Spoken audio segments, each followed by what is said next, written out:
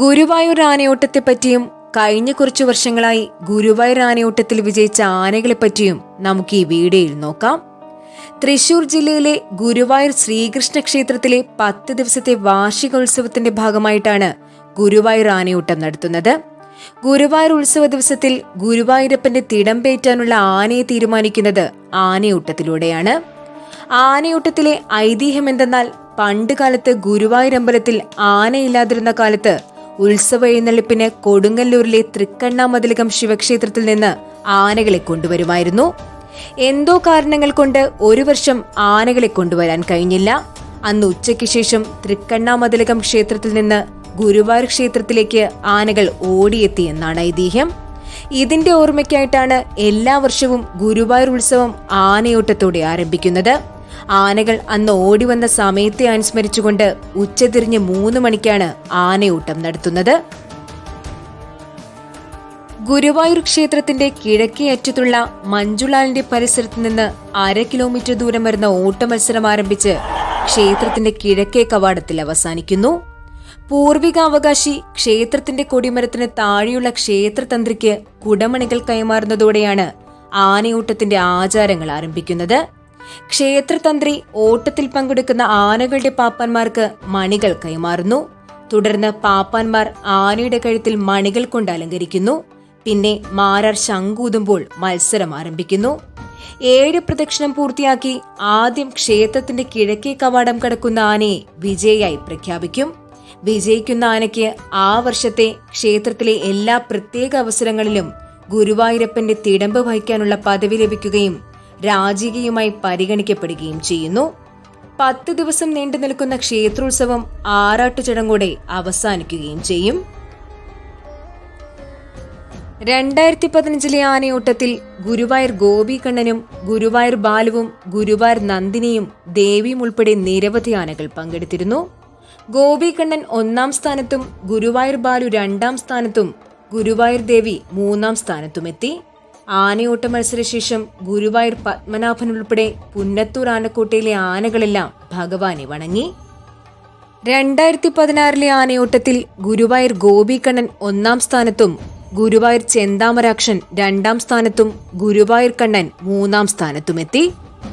2017 ആനയോട്ടത്തിൽ Guruvayur ഗോപികണ്ണനും Guruvayur junior വിഷ്ണുവും ഉൾപ്പെടെ നിരവധി ആനകൾ പങ്കെടുത്തിരുന്നു.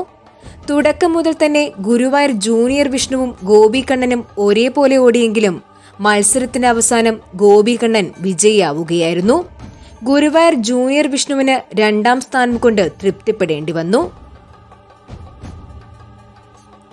2018 ആനയോട്ടത്തിൽ 7ഓളം ആനകൾ മത്സരിക്കാനുണ്ടായിരുന്നുവെങ്കിലും തുടക്കം മുതൽ ഒടുക്കം വരെ ഏറ്റവും മുന്നിലോടിയത് ഗുരുവായൂർ ചെന്താമരക്ഷനായിരുന്നു. തൊട്ടുപിറകെ ഗുരുവായൂർ ദേവദാസ് 2-ാം സ്ഥാനത്തെത്തി.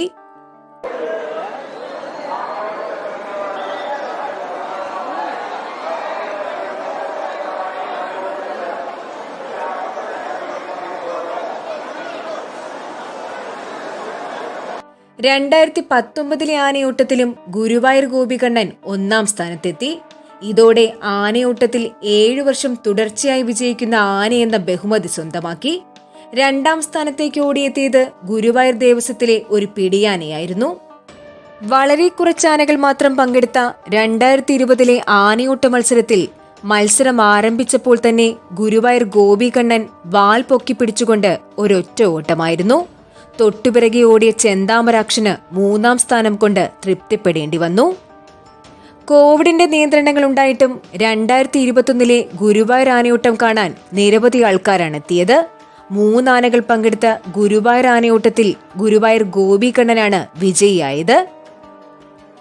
കോവിഡ് നിയന്ത്രണങ്ങളുടെ പശ്ചാത്തലത്തിൽ 2022 3 ആനകൾ മാത്രമായിരുന്നു ആനയോട്ട ചടങ്ങിലെത്തിയത്.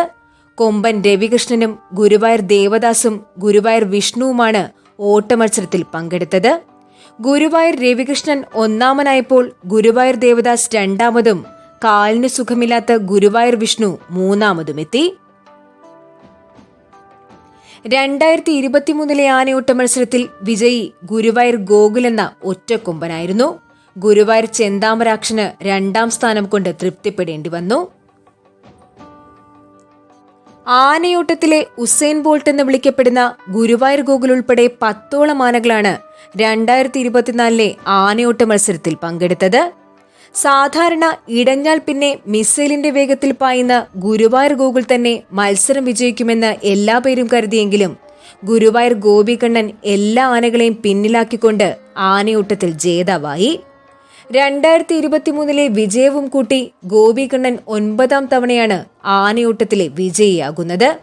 2001 സെപ്റ്റംബർ മാസത്തിൽ നന്ദിലത്ത് ഗ്രൂപ്പ് ഗുരുവായൂരപ്പന് മുൻപിൽ നടക്കിരുത്തിയ ആനയാണ് ഗുരുവായൂർ ഗോപികണ്ണൻ.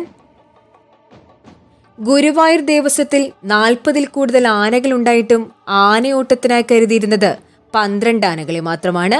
ഇതിൽ നറുക്കെടുപ്പിലൂടെ തിരഞ്ഞെടുത്തത് ഗുരുവായൂർ ബാലുവിനെയും ഗുരുവായൂർ ദേവിയെയും ഗുരുവായൂർ ചെന്താമരാക്ഷനെയുമായിരുന്നു.